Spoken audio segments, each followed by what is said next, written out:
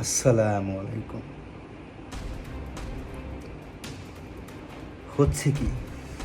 দেশে কি হচ্ছে এসব? দেশে কি কোনো মা-বাপ নাই? দেশে ৫৪ বছর ধরে দেশ চালাচ্ছেন। তারা কি করেছেন আসলে আমাদের জন্য? তারা আমাদের জন্য কি করেছেন? কতগুলো মৃত্যু ফাঁদ তৈরি করে রেখেছেন আমাদের জন্য। প্রত্যেকটা জায়গায় মৃত্যু। আপনি যেদিকে যাবেন সেদিকে মৃত্যু। আপনি রিক্সাতে উঠবেন, আপনাকে বাস চাপা দিয়ে মেরে ফেলবে। আপনি বাইক চালাবেন, আপনাকে ট্রাকে চাপা দেবে।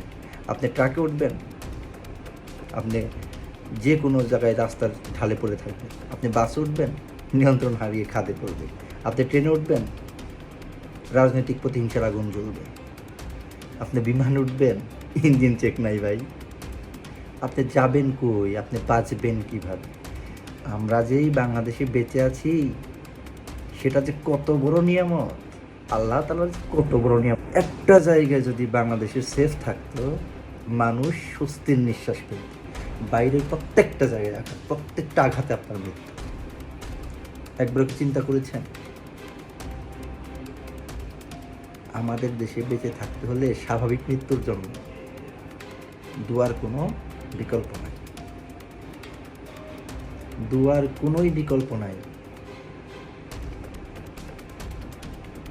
ভালো থাকেন সবাই। আসসালামু আলাইকুম। মৃত্যুর জন্য প্রস্তুত হন।